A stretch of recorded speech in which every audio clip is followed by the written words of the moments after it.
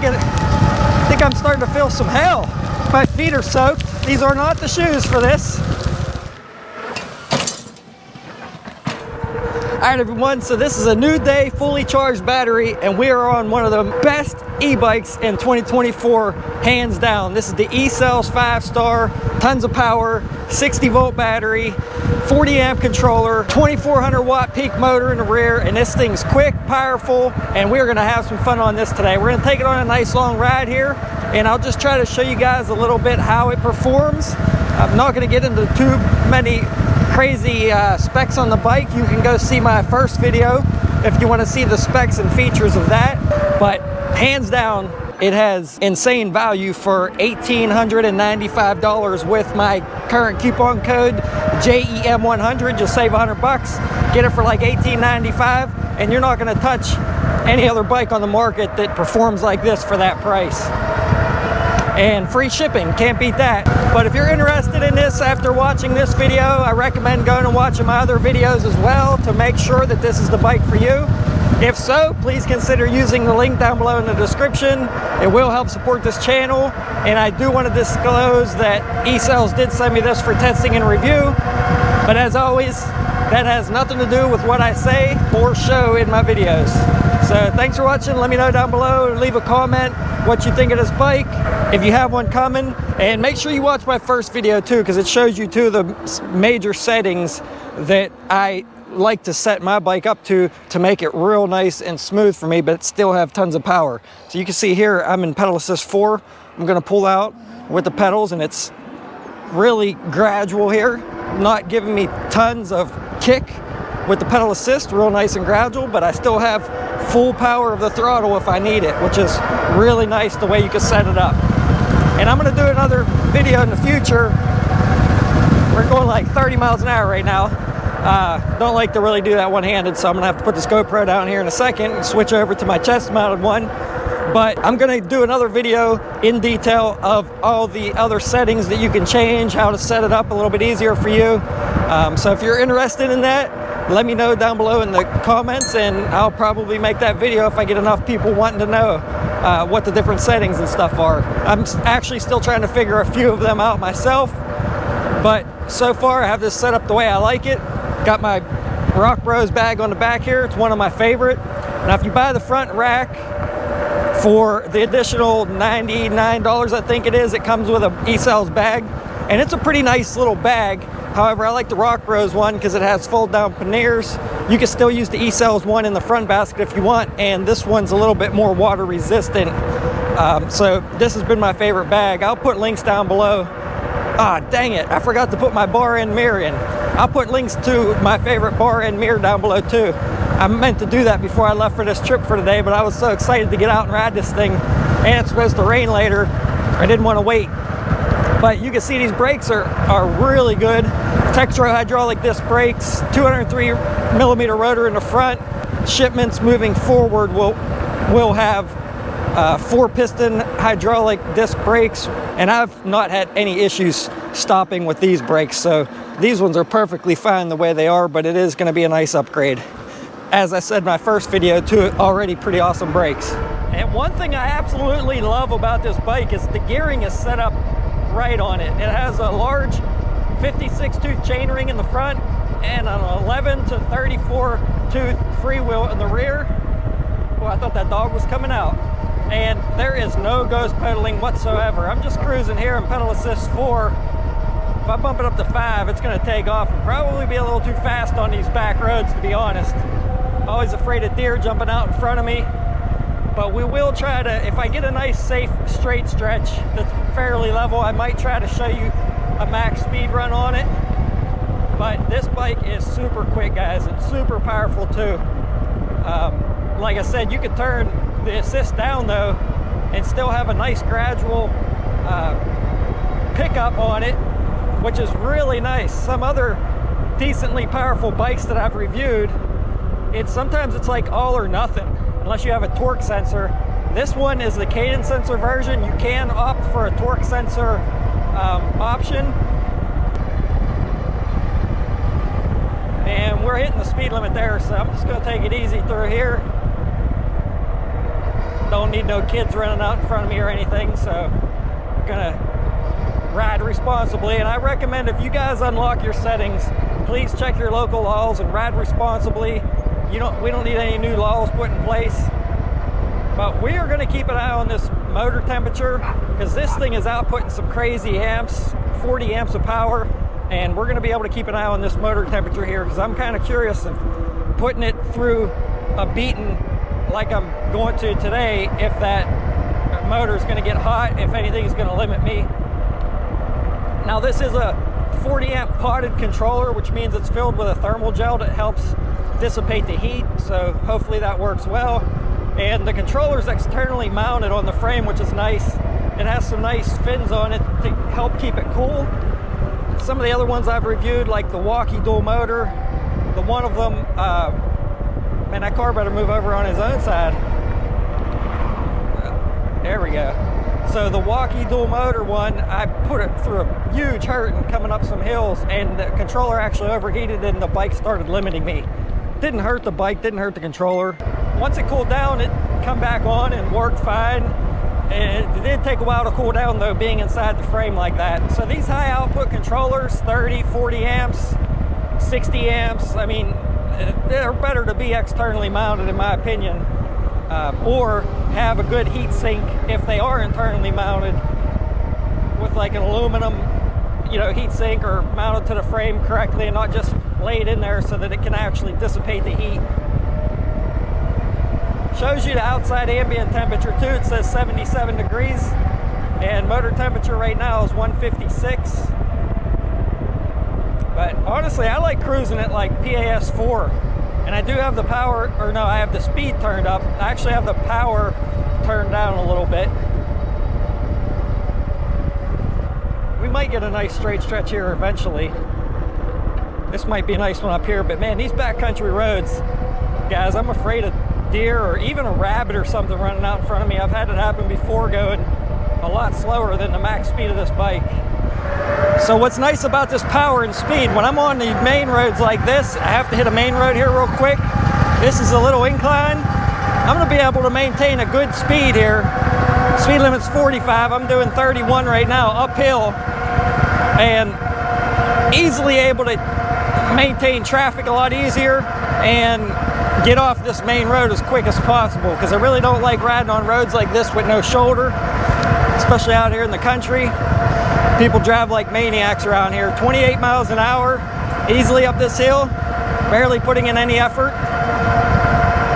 Motor temperature is at 183.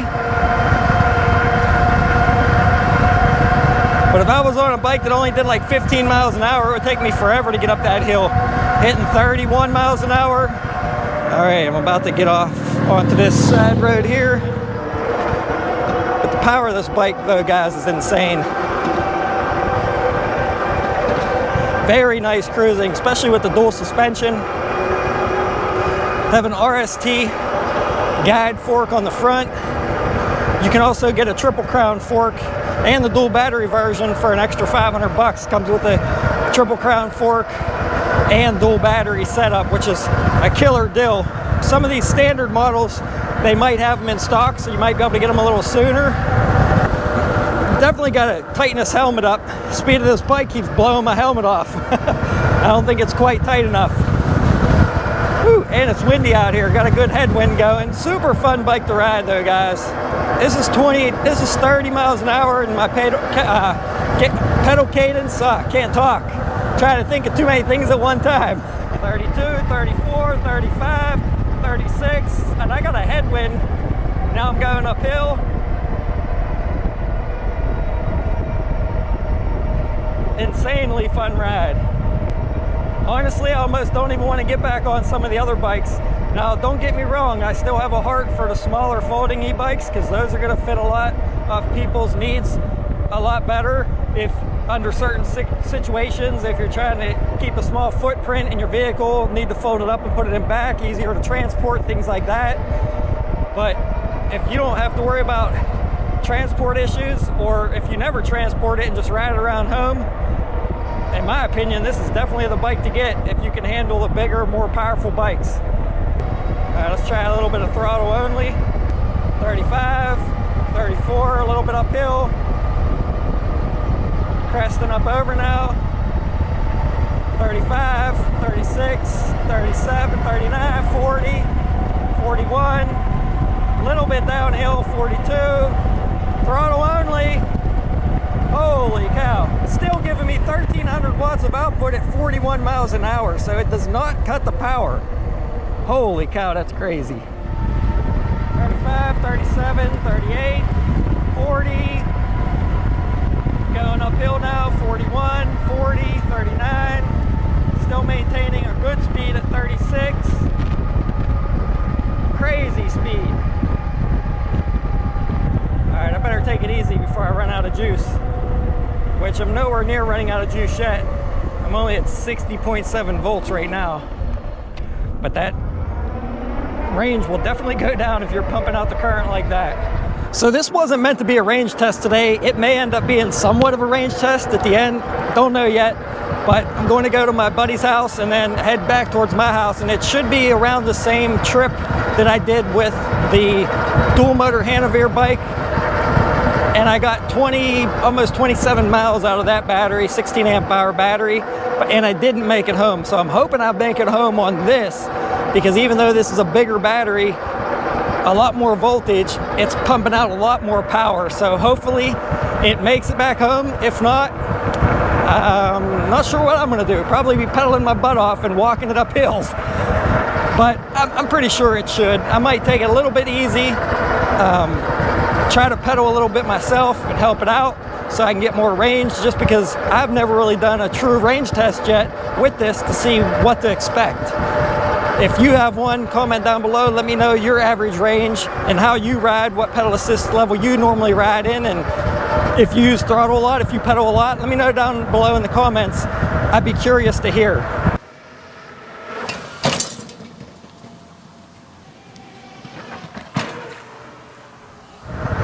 Alright everyone, I honestly don't think I'm going to make it back home on this battery. I stopped at my buddy's house, let him take it for a ride, unlock the full power so he could see what it had, which by the way he thought was amazing, and said the suspension and everything, he loved it. But anyway, I'm on my way back home now, down to one battery bar, and I still got quite a few miles to go and a few hills to climb up, so I'm trying to only use throttle going up hills.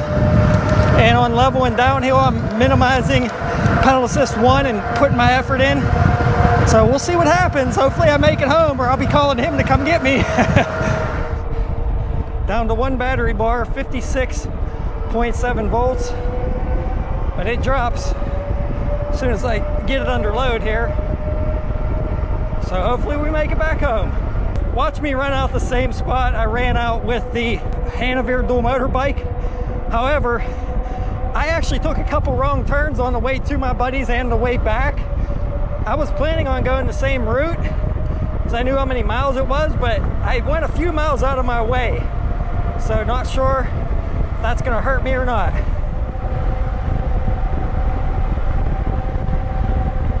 I love the fact that you can pedal at high speeds.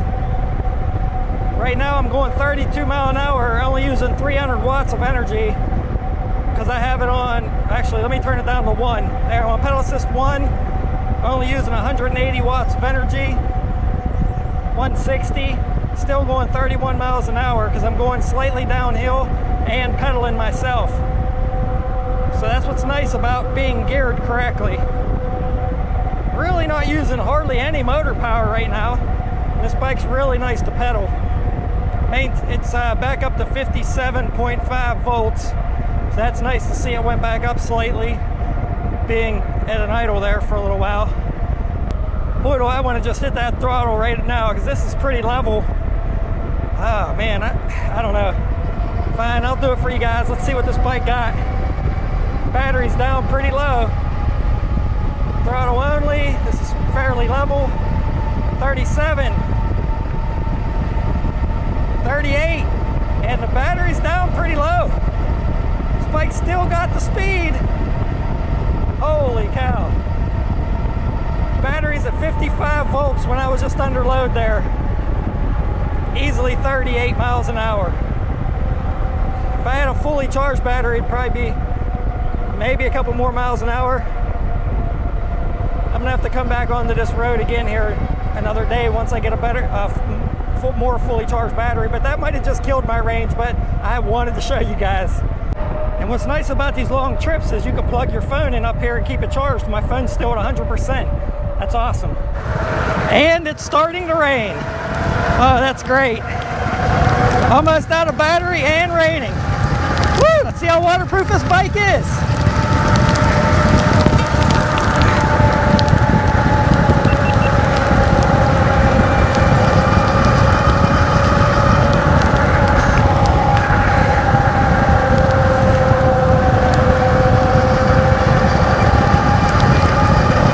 So much for saving battery power.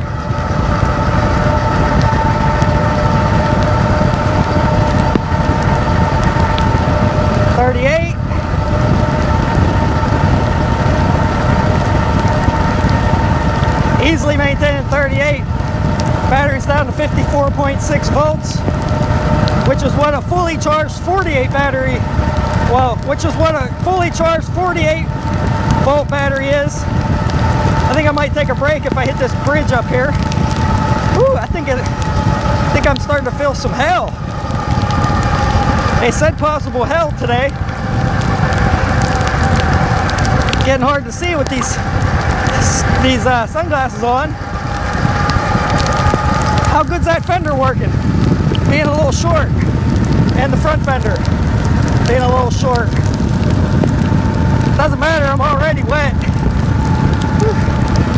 Whew, I haven't got stuck in the rain like this for a while. It's been a long time.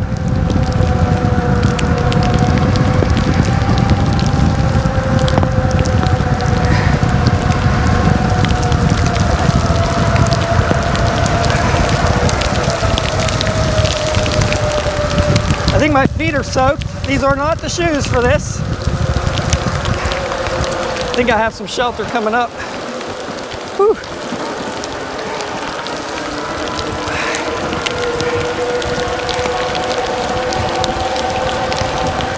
Dang, I thought the rain was gonna hold off for a little while.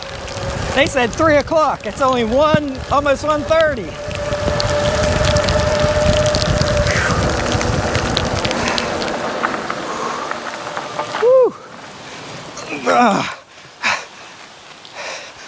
Oh, of course, now it's gonna slow down. Woo. Super fun though, guys. I'm not mad at all because this is a blast, even when it's pouring down rain. The only thing I am gonna do though is unplug my phone here because I don't want any water getting in that port. Whew. That's the only thing I would be concerned about, possibly. Can't see nothing. And it figures just like that, bright and sunny out now. And the rain has stopped. Literally 30 seconds after I got underneath this overpass here, the rain quit. But whew, no issues with the rain so far, and it was pouring there for a minute. I think hell was hitting me at one point, maybe. At least that's what it felt like. Maybe because I was going so fast. Like, I don't even know. I wasn't looking at the speedometer, and I couldn't see it, to be honest, anyway. My glasses were completely covered in water. But Ecells held up. Boy, that was a first in a long time. I haven't got stuck in a rainstorm like that in quite a while. I usually watch the weather before I leave. Pretty soaked there, but held up well. Controller is water resistant, being potted like that. That's what's nice about that being completely filled with a thermal gel. You don't have to worry about water getting in there, damaging any of the electronics in your controller there. Like I said, not too sure about this here, how that would be. You can always put a bag around that. And then this port here, it seemed like it was fairly dry, even though I had my USB port plugged in. But you might want to watch that if it's raining, not to have anything plugged into there. I'm going to try to dry my face off here and head back home. That definitely killed some of the juice, though, driving full speed in that rainstorm. All right, steepest hill in town. 53 volts on the battery. Right up it, no problem. Crushing it. A little bit of pedaling. Still got a really long one to go up before I get home though, so hopefully I make it. I already made it further than the Hanover bike I was going to show you guys, but that's when it was raining, pouring down rain when I passed that spot. So that's the last thing I was thinking about at that point. All right, last long hill. Downshift a little bit, give it a little bit of more of my own power. I'm at 52.1 volts right now. Not giving it full throttle, just a little bit. Still pumping out 1,830 watts. Still pulling me up this hill very easily. And that's what's nice about a 60-volt battery, is that when your battery gets low, you're still putting out tons of voltage, more than what, or equal to at least, than a fully charged 48-volt battery. Well, not equal, but somewhere around there. So a pretty low 60-volt battery will still give you as much power as almost a fully charged 48-volt battery. All right, got like 1 or 2 more hills to go to, but I think it's safe to say that I'm definitely gonna make it home easily on this charge. But I didn't know what to expect because I never did a true range test on this bike to see where it cut out at. So that's why I was unsure if I was gonna make it home.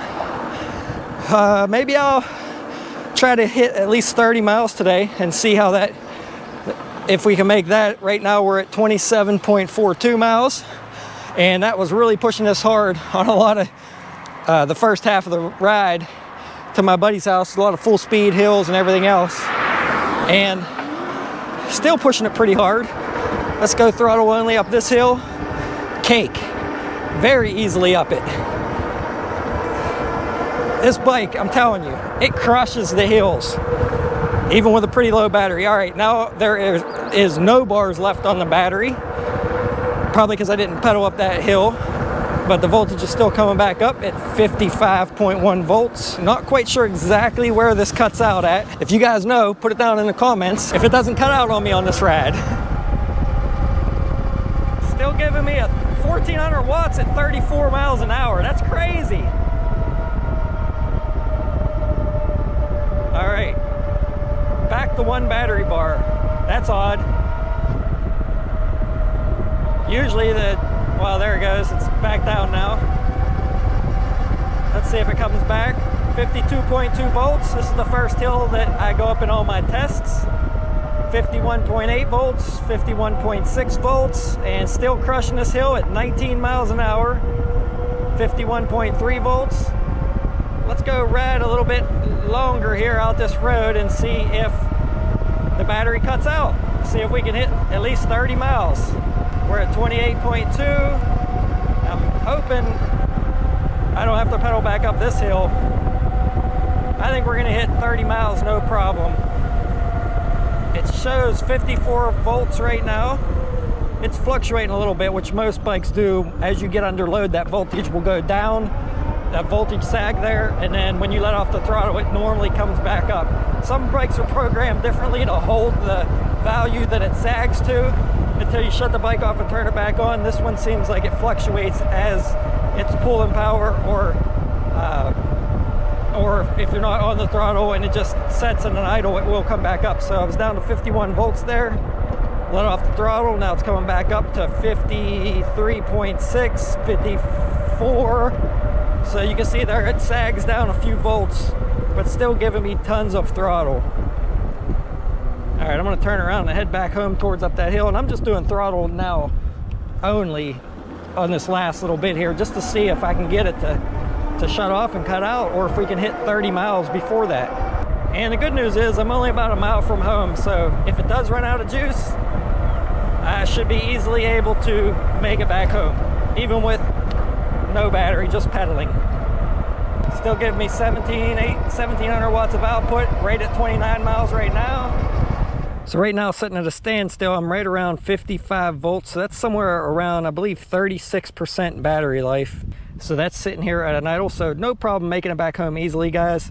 Let's take it up that grassy hill and see if it'll shoot up that with just throttle on a 30-some% battery. This is where I normally start. Definitely less pep on the start. Oh yeah, easily. Not like when it was fully charged, but still pulled me up that hill with just like 30-some% battery left. Awesome. All right, guys, we just hit 30 miles. It's at 54.2 volts. I believe 50 volts is around 10%, and 52 volts, I believe, is somewhere around 20%, if I'm not mistaken. So it hasn't cut power yet. Maybe a little less pep, and it feels like it's starting to rain here again, so I'm gonna go ahead and hurry up and get back home because I'm about to get stuck in a rainstorm twice in one day. Still giving me tons of power though.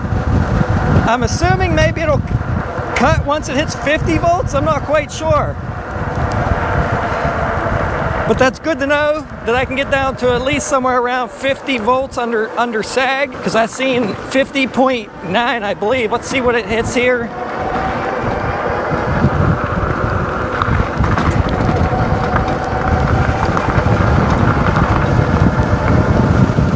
.51 volts, 50.9, 50.7, 50.6, 50.5, 50.3. Still 33 miles an hour. So still giving me tons of power. Good to know. Oh yeah, 36 miles down to 51.2 volts under load on level ground. So I got a few more miles out of it after it died going up hills. As long as you're on level ground, you might make it a couple more miles. 36 miles out of one charge. But that's going to be about it for this video, guys. If you are interested in this bike, don't forget to use the link and the coupon code down below. I'd really appreciate it, especially if you enjoyed me getting soaked twice, well, at least once on this ride for all of you. I'd appreciate your support by using that link, because it will give me a small commission and it helps me creating these videos. So thanks for watching, everyone. Please leave a comment down below. I always like hearing from all of you. Check out some other videos, stick around, ask questions, and I will see you all around on the next one. Thanks for watching, everyone.